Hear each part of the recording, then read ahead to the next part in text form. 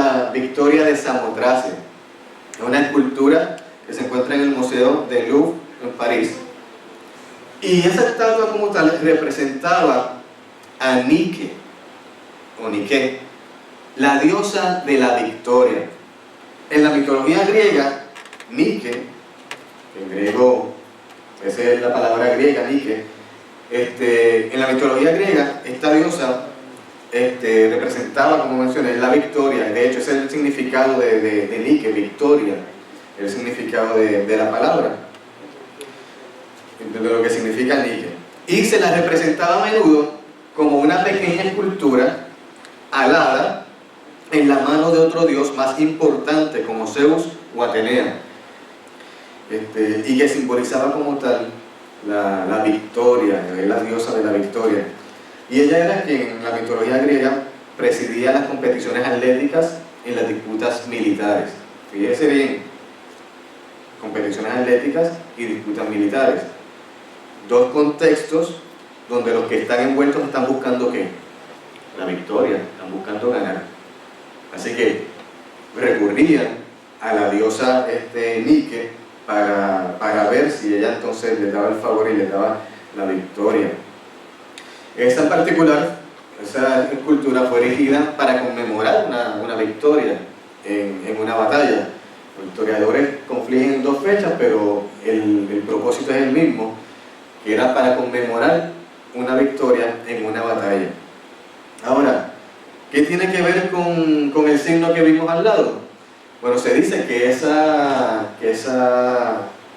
escultura fue la inspiración para una marca deportiva muy reconocida, que ya ustedes identificaron, que es Nike, en inglés Nike, en español o en griego Nike. Y se dice que el que hizo la compañía parece que se inspiró en este significado para darle el nombre a la compañía. Y fíjense que una compañía deportiva, donde en el deporte es uno de los ambientes donde se está compitiendo y el que compite quiere ganar, así que lleva un significado de que el que usa Nike quiere que la victoria, está buscando la victoria. Ok, cuando vamos al diccionario como tal, encontramos que la definición de victoria en el diccionario de la Real Academia de la Lengua Española nos dice que es superioridad o ventaja que se consigue del contrario en disputa o lid. Superioridad o ventaja que se consigue del contrario en disputa o lid. Ahora yo le tengo una pregunta sencilla. ¿A quién le gusta perder? ¿Hay alguien aquí que le guste perder? Yo creo que no, a todos nos gusta ganar, todos queremos ganar, nadie le gusta perder, todos deseamos la victoria. Ahora, me llama la atención, usted sabe que en el diccionario a veces una misma palabra tiene varias definiciones según la connotación que se vaya a utilizar, y me llama la atención la segunda que aparece. Ya le mencioné la primera, que era superioridad o ventaja que se consigue del contrario en disputa o lid. Y la segunda dice vencimiento o sujeción que se consigue de los vicios o pasiones. Me repito. Vencimiento o sujeción que se consigue de los vicios o pasiones. Y ahora le hago la misma pregunta. ¿Quién no desea la victoria contra los vicios y las pasiones? Si lo ponemos en nuestro contexto, en nuestro argot, en nuestro lenguaje cultico, religioso, si podríamos llamar así, bíblico, ¿quién no desea la victoria contra la carne y contra el mundo? ¿Quién no desea la victoria contra nuestras propias concupiscencias? Eso nos podría llevar a hacernos la pregunta: ¿es posible obtener la victoria contra la carne? ¿Es posible obtener la victoria contra el mundo? Nos podría llevar también a preguntarnos, si eso es posible, ¿cómo se consigue? El título para el mensaje de hoy, en esta mañana aún, es: esta es la victoria. Y como le mencioné, la base para el mensaje se encuentra en 1 Juan capítulo 5 y estaremos viendo los versos del 1 al 5. La palabra en azul es la palabra Nike en griego. Manténgase en su mente y vamos a ir entonces al texto bíblico. Tenemos la palabra en 1 Juan capítulo 5, versos del 1 al 5. Y el pueblo de Dios dice: todo aquel que cree que Jesús es el Cristo es nacido de Dios. Y todo aquel que ama al que engendró, ama también al que ha sido engendrado por él. En esto conocemos que amamos a los hijos de Dios, cuando amamos a Dios y guardamos sus mandamientos. Pues este es el amor a Dios, que guardemos sus mandamientos. Y sus mandamientos no son gravosos. Porque todo lo que es nacido de Dios vence al mundo. Y esta es la victoria que ha vencido al mundo: nuestra fe. ¿Quién es el que vence al mundo? Sino el que cree que Jesús es el Hijo de Dios. El apóstol comienza diciendo en ese primer verso: todo aquel que cree que Jesús es el Cristo es nacido de Dios. Y todo aquel que ama al que engendró, ama también al que ha sido engendrado por él. Comienza diciendo todo aquel. 1 Juan 5, verso 1, todo aquel. Y ese todo aquel es importante porque ese todo aquel expresa lo que es la apertura del cristianismo. El cristianismo está abierto para todo aquel que con sinceridad pone su fe en Jesús. No excluye a nadie. Todos tienen la oportunidad de creer. Y todo aquel que cree es un hijo de Dios. Por eso predicamos el Evangelio y nos fuimos comisionados a llevar el Evangelio por todo el mundo. Y llevar la palabra por todo el mundo, porque el Evangelio es para todos. Todos tienen la misma oportunidad de creer. Y todo aquel que cree tiene potestad de ser llamado hijo de Dios. Todo aquel que ama al que engendró, dice Juan, cuando dice al que engendró está haciendo referencia a Dios. Todo aquel que ama al que engendró, todo aquel que ama a Dios, ama también al que ha sido engendrado por él, continúa el verso. Y hay algunos mencionan y dicen que puede estar haciendo referencia directamente a Cristo. Otros hacen referencia y dicen que puede referirse también a los creyentes. Y particularmente la continuación del verso 2, de lo que vemos en el próximo verso, me hace pensar a mí, o a inclinarme más por la segunda opción, de que hace referencia a los creyentes.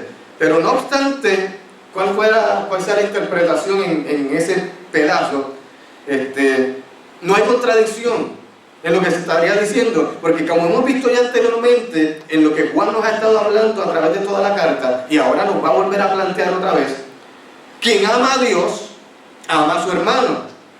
Quien ama a Dios, ama al Hijo. Quien ama al Hijo, también ama a su hermano.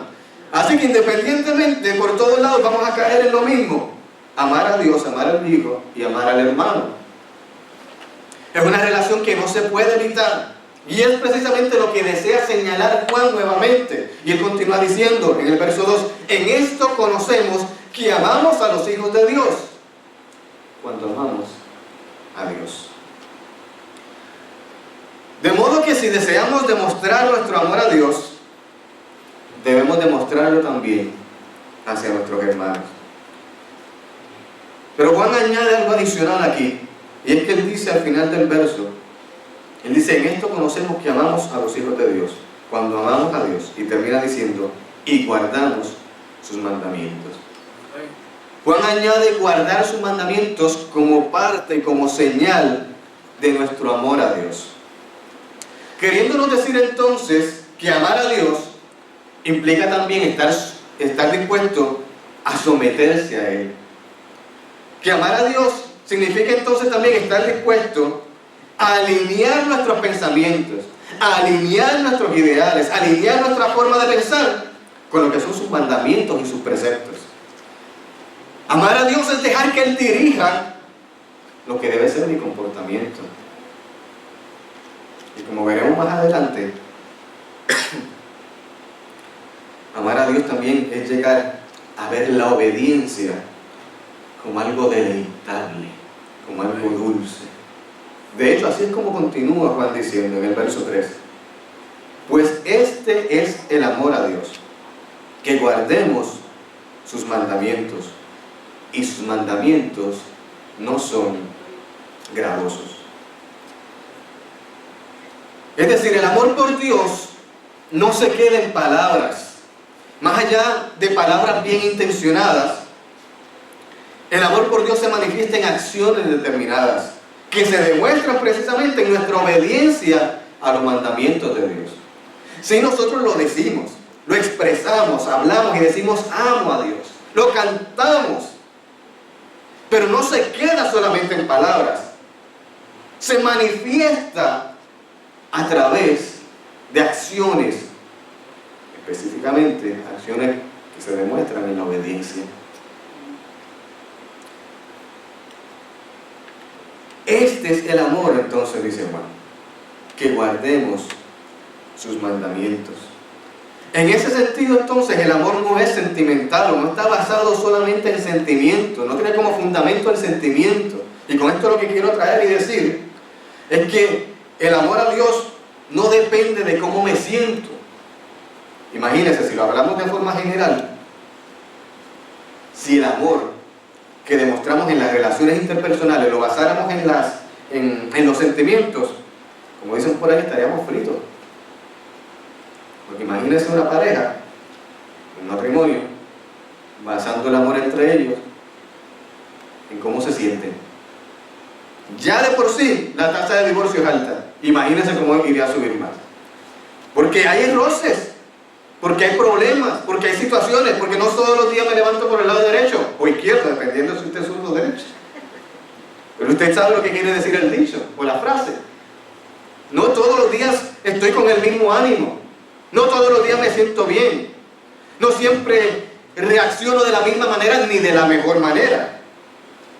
Pero aún así, amo.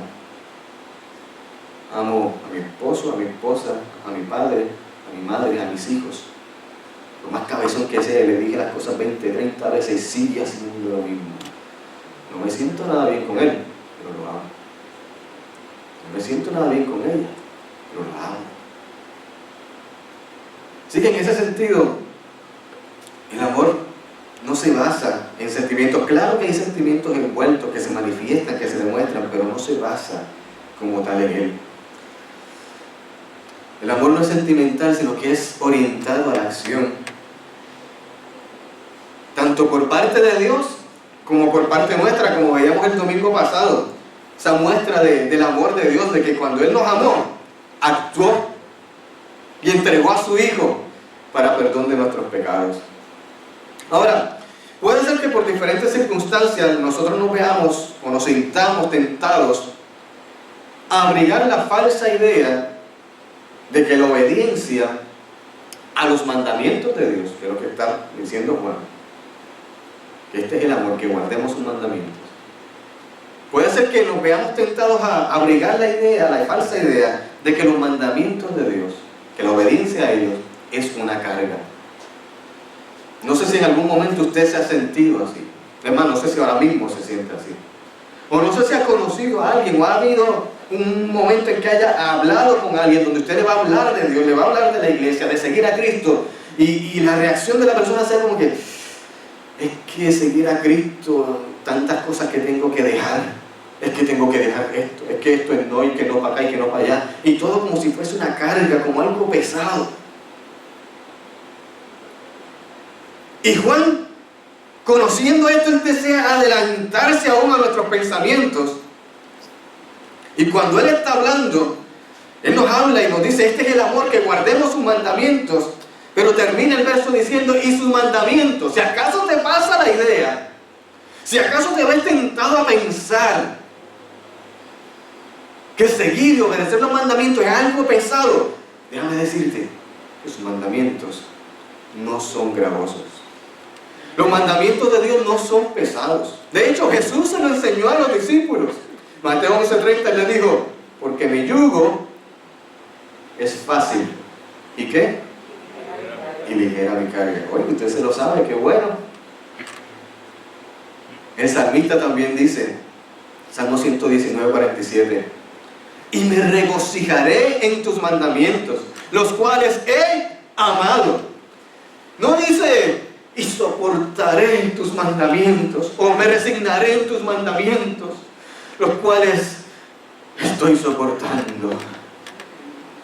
No, él dice, y me regocijaré en tus mandamientos, los cuales he amado. Él se deleitaba en la ley de Dios. Eran dulces a su paladar. Decía en otros versos, en otros salmos.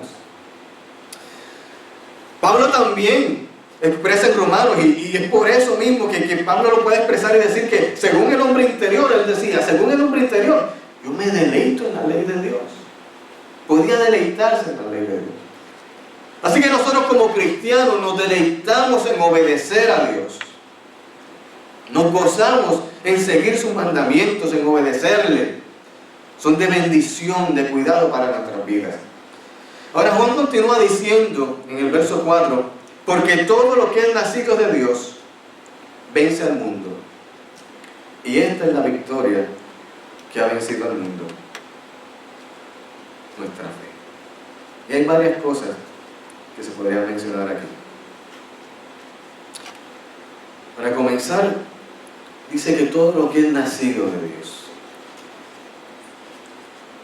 Y esa parte está escrita en el tiempo perfecto del verbo, lo cual enfatiza que ese nacimiento es un hecho real. Es un hecho real. Yo quiero que usted trate de entender y llevarse esto, porque lo que Juan está hablando y diciendo es algo para nosotros en el hoy, ahora. El énfasis que esto tiene nos habla de un hecho real que tiene poderosos efectos en la vida presente. Lo que Juan está hablando es algo que tiene un efecto presente en tu hoy, en tu ahora, en lo que tú estás experimentando, viviendo y enfrentando hoy, ahora.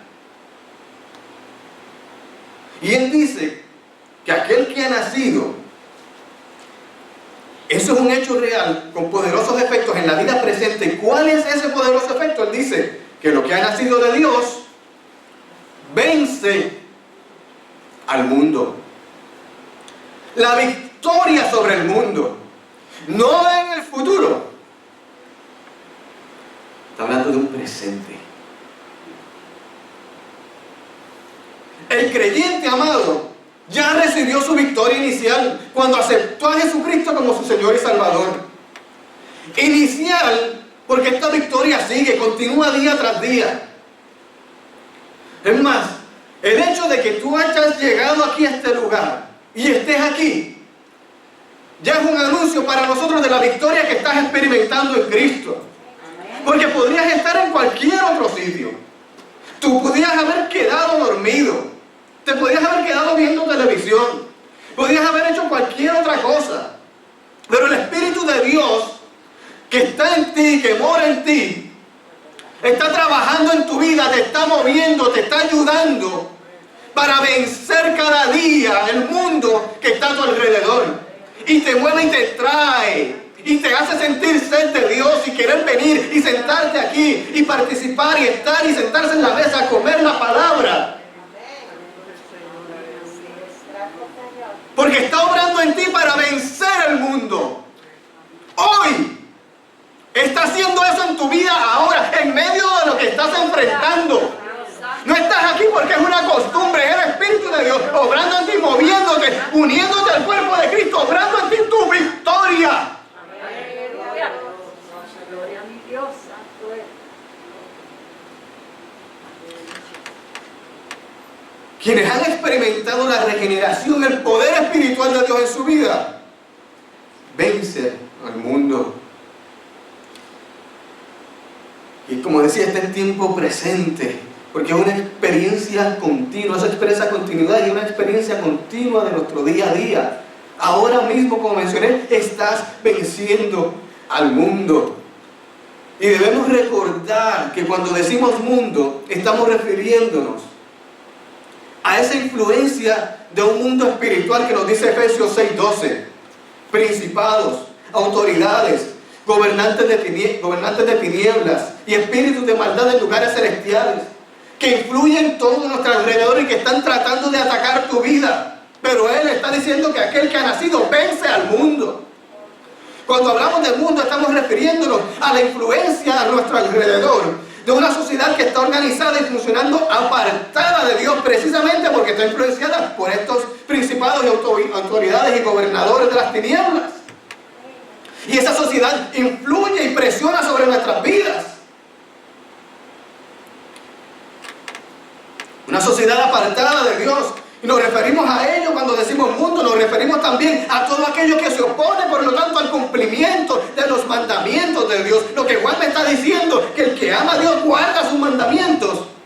Pues esta influencia maligna se opone a que yo guarde sus mandamientos.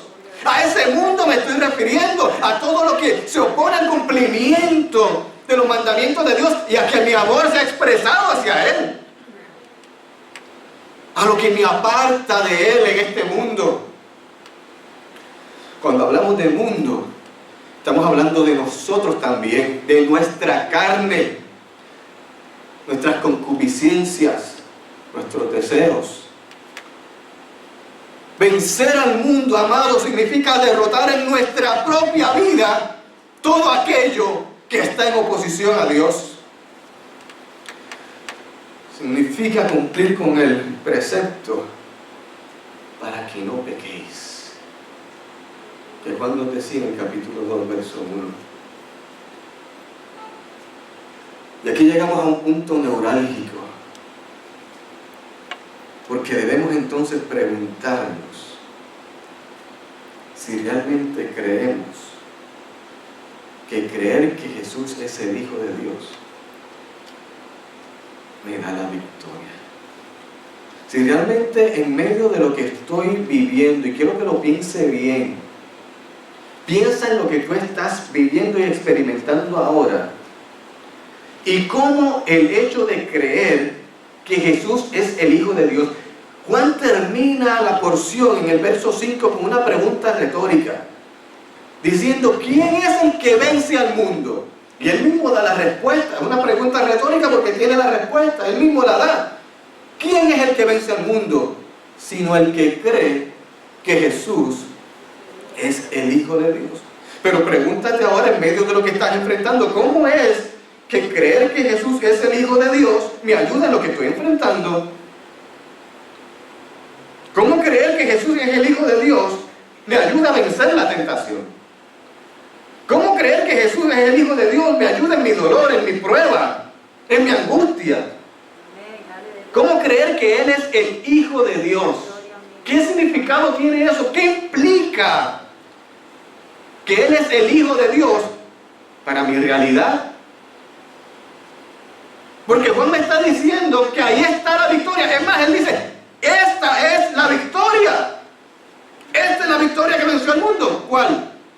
Nuestra fe. Pero ¿cómo se implica? ¿Cómo eso se da?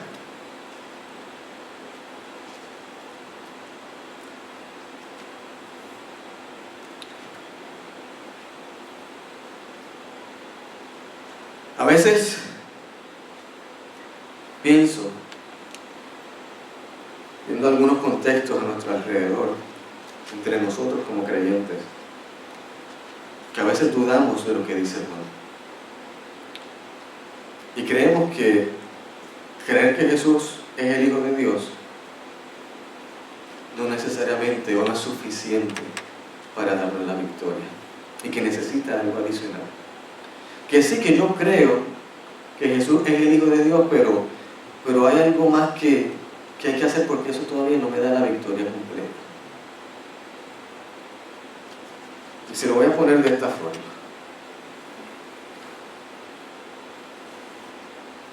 Hemos hablado, yo creo que anteriormente, hemos visto cómo en la historia llegó un momento donde, con el auge de la ciencia llegó a tomar tal valor, tal centralidad que la fe fue echada a un lado, fue cuestionada la fe, no se creía en los milagros, no se creía en las escrituras, se cuestionaba la escritura, se cuestionaba muchas de las cosas que decía la escritura, cómo puede ser posible, muchas cosas que no son naturales, porque todo ahora se basaba, debido a la ciencia, en el naturalismo, en lo que es lo natural, y aún en los medios académicos y centros teológicos llegan este tipo de pensamiento, donde entonces empiezan a ver la palabra y a ver, de hecho, a Jesús solamente como un maestro bueno, que predicó y habló muchas cosas buenas, pero que lo sobrenatural no tenía cabida. Eso incluye que Jesús es el Hijo de Dios. ¿Qué incluye eso? Incluye la realidad del pecado. ¿Qué incluye eso? Incluye el sacrificio expiatorio de Cristo por nosotros. Y ahora empezamos a ver la humanidad y sus síntomas de acuerdo al humanismo, de acuerdo a las ciencias sociales, para analizar y ver qué es lo que está pasando con el mundo a nuestro alrededor. Y ahora cuando necesitas algo, necesitas un psicólogo, necesitas un trabajador social. Y eso ha entrado al mundo de la iglesia, al punto que muchas veces parece que hablamos y decimos, crees en Jesús que es el Hijo de Dios, pero acuérdate también que necesitas algo más, porque no es suficiente. Y quiero ser claro con esto, ¿sí? No es que usted ir al psicólogo o al trabajador social esté mal. Esta mañana teníamos a Juan aquí, trabajador social. Pero es que cuando nosotros trabajamos la circunstancia y la situación del ser humano, es como cuando usted trabaja una enfermedad y se dedica solamente a eliminar los síntomas sin eliminar la enfermedad. A bajar la fiebre, pero no cuidar lo que le está causando la fiebre. Y todo esto que hablamos en un momento anterior, donde se empieza a dejar a un lado la fe, lo que está haciendo precisamente es negar la realidad de la circunstancia del corazón humano, que nos dice la palabra, que por cuanto todos pecaron están destituidos de la gloria de Dios. Es negar la realidad de un ser humano alejado de Dios. Es precisamente caer en lo que la influencia de esos principados y potestades nos lleva a apartarnos de Dios.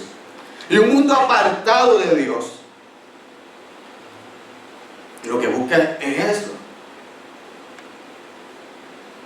Lo que busca es encontrar las respuestas lejos de Dios, fuera de Dios.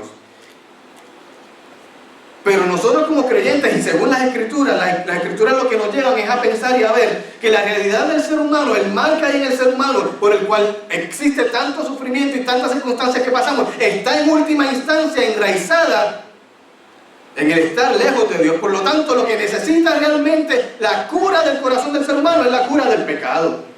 Y es la razón por la que viene Cristo. Y es la razón entonces por la que es necesario el Hijo de Dios. Y es la importancia de creer en Jesús como el Hijo de Dios, porque todo eso desencadena, creer en Jesús como el Hijo de Dios, desencadena todo lo que Él dijo que Él era y que iba a ser.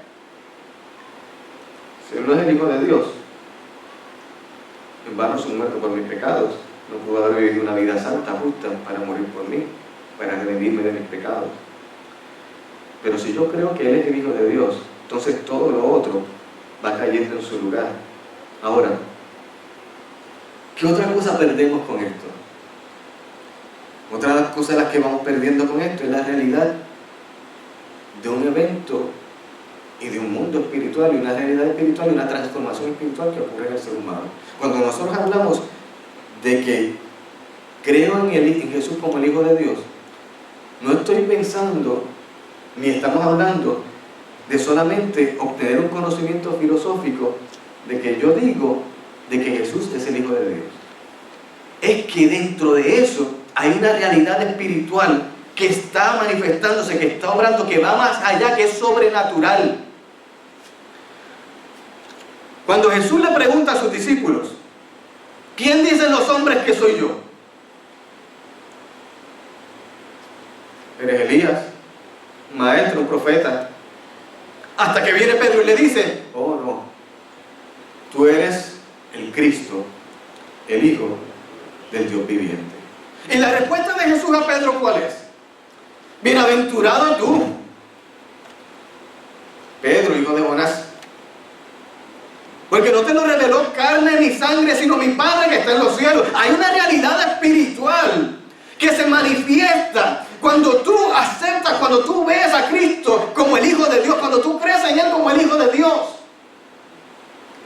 Cuando aceptas a Jesús como tu Salvador, hay una realidad espiritual que está obrando en tu vida, que te transforma. No fue que Ana le dio aquel día por creer ese día que Jesús era el Hijo de Dios, como la misma forma que cree que 1 más 1 es 2. Porque Ana no podía.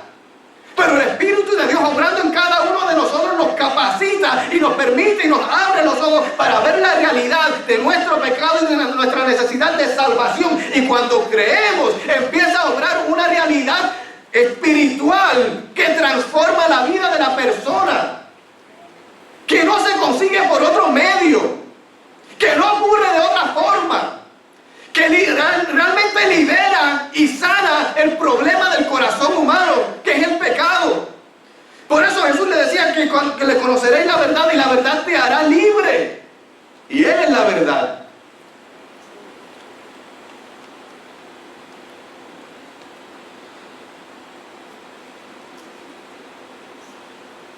Juan nos dice que la victoria que ha vencido al mundo es nuestra fe. Y esta fe no está lejos de ser una ilusión o ser una esperanza sin fundamento. Nuestra fe descansa de lleno en el hecho de que Jesucristo ha derrotado la muerte, que murió y al tercer día resucitó para el perdón de nuestros pecados. Y quien ha derrotado la muerte, yo no sé usted, pero para mí, quien ha derrotado la muerte, derrota cualquier cosa. Ponle el nombre de tu problema. Pero quien ha derrotado la muerte, derrota cualquier cosa. Y creer que Jesús ha vencido, que Él es el Hijo de Dios y Él ha vencido, que le ha sido dado un nombre que es sobre todo nombre, ante el cual se doblará toda rodilla en el cielo, en la tierra y debajo de la tierra. Creer en Jesús como el Hijo de Dios, entonces nos capacita también a nosotros para ganar la batalla. Porque sabemos que nuestro enemigo ya ha sido derrotado por Él. Jesús le dice a sus discípulos: estas cosas os he hablado para que en mí tengáis paz. En el mundo tendréis aflicción, pero confía, yo he vencido al mundo. ¿Recuerda de qué estamos hablando cuando nos referimos al mundo? Yo he vencido al mundo. Y porque Jesús ha sido victorioso, también nosotros somos victoriosos junto con Él. Y la importancia de nuestra fe, por eso es que Juan puede decir que ahí está la victoria. Esta es la victoria. A veces es difícil comprenderlo y verlo, pero Juan nos está diciendo que lo que tú estás enfrentando hoy, lo que te aqueja hoy, que tú tal vez digas, pero es que necesito otra cosa, otro nombre, ¿cómo que Jesús es el Hijo de Dios? Sí, es poner tu fe en Jesús como el Hijo de Dios, y esas implicaciones redundarán en tu victoria contra lo que tú estás enfrentando hoy. ¿Cómo lo dice Pablo? Pues que nos dice Pablo que antes en todas estas cosas somos más que vencedores por medio de aquel que nos amó. Por lo cual estoy seguro, vaya haciendo la gráfica conmigo, por lo cual estoy seguro que ni la muerte, ni la vida, ni ángeles, ni principados, ni potestades, ni lo presente, ni lo porvenir, ni lo alto, ni lo profundo, ni ninguna otra cosa creada nos podrá separar del amor de Dios que es en Cristo Jesús, Señor nuestro. Ahora busque su problema y vea dónde queda dentro de esas categorías, porque en esas categorías se cubre todo.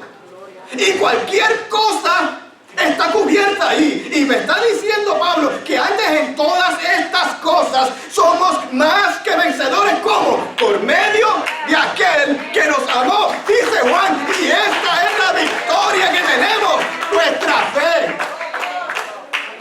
¿Quién es el que vence al mundo? El que cree en Jesús como el Hijo de Dios. Gloria a Dios. Gloria a Lo Dios. expresa también Pablo en 1 Corintios 15:57, más gracias sean dadas a Dios, que nos da la victoria Amén. por medio de nuestro Señor Jesucristo. Y vea cómo se entrelaza y se relaciona. Estamos hablando ahora de Pablo, estábamos ahora hablando antes de Juan. Porque es que ese es el mensaje central de la Biblia. Nuestra victoria está en Cristo Jesús.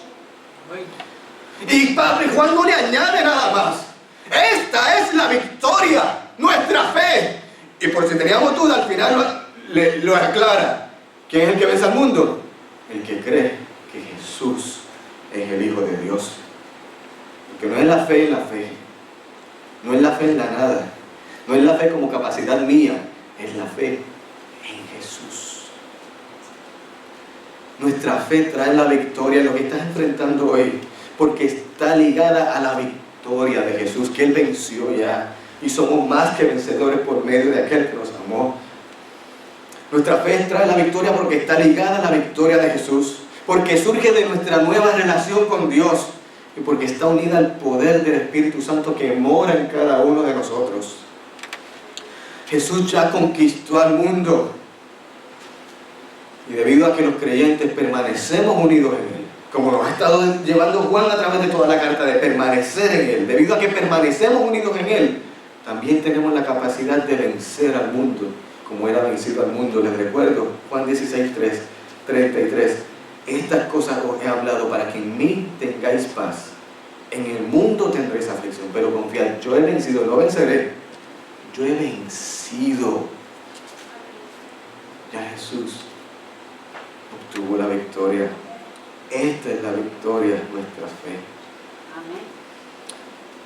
¿Podemos nosotros, gente común, adjudicarnos la victoria? Sí. Sí, gracias a nuestro Señor Jesucristo, porque Jesús ha sido victorioso, también nosotros somos victoriosos junto con Él.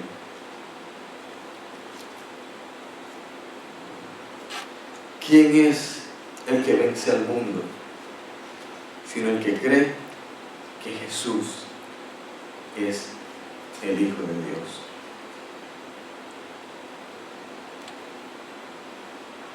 Cuando nosotros vamos a Hebreos capítulo 11 y vemos ahí los retratos de todos los héroes de la fe, cuando miramos a estos héroes,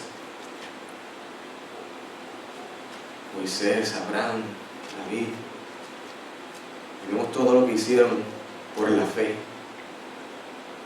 tendemos a considerarlos como si fueran superhombres. Pero estos hombres y mujeres que nos presentan eran personas comunes como tú y como yo, que tuvieron que enfrentar pruebas, que tuvieron que enfrentar situaciones, que tuvieron fallas, como tal vez muchos de nosotros la hemos tenido. Pero ¿qué entonces fue lo que los hizo grandes, como nosotros les consideramos? ¿O qué fue entonces lo que los puso en esa lista? No fue su propia grandeza. De hecho, no conocemos esa lista como la lista de los hombres grandes y fuertes. Conocemos como los héroes de la fe. Porque fue su fe en Dios lo que hizo que ellos triunfaran. Eso fue el permanecer, su perdurable fidelidad a la verdad de la palabra de Dios. Fue lo que los hizo victoriosos. Los jóvenes, a veces, algunos, no voy a mirar ninguno aquí, voy a pensar en mi época, que fue los otros días allá, no mucho atrás. Tendrían a pensar a veces que por ponerse unos tenis con una marca Nike, iban a ser mejores jugadores, iban a correr más rápido, a brincar más alto. Uno de niño a veces se cree el anuncio y ven el anuncio ahí, Y ya uno se pone a hacer y se cree que va pagar uno. Qué ilusorio pensar así. Pero los griegos hacían lo mismo. En su mitología tomaban una escultura con alas y iban a la batalla esperando obtener la victoria de su diosa Nike. Qué ilusorio vivir la vida así. La pregunta en esta tarde es: ¿qué tú llevas en la mano cuando vas a enfrentar tus batallas? O mejor dicho, ¿qué tú llevas en tu corazón y en tu mente cuando vas a enfrentar tus batallas? Porque si son las cosas de este mundo, estás llevando algo ilusorio. Pero Juan nos dice: esta es la victoria, nuestra fe. ¿Quién es entonces el que vence al mundo? Tú, amado, tú, amada, que has creído que Jesús es el Hijo de Dios, y no de por ti, por la obra que Dios ha hecho en ti. Lo que estás enfrentando hoy, ¿cómo lo vas a enfrentar? ¿Cómo lo vas a batallar? ¿Cómo vas a obtener la victoria? Porque nadie, me dijo ahorita, nadie quiere perder. Y tú estás enfrentando cosas en tu día hoy donde puedes perder, pero seguro que no quieres perder. Quieres salir adelante, quieres obtener la victoria, quieres obtener la recompensa. Cuando llegue el momento y el día final y suene la trompeta, quieres llegar allá arriba y estar con Él para siempre. ¿Cómo vas a obtener tu victoria hoy? Esta es la victoria, nuestra fe. Cree en Jesús como el Hijo de Dios, y que la obra del Espíritu de Dios que trabaja en nosotros y va más allá de nuestro entendimiento, obre conforme a su santa y divina voluntad, mostrándonos la victoria y haciéndonos más que vencedores como aquel que nos ama. Padre,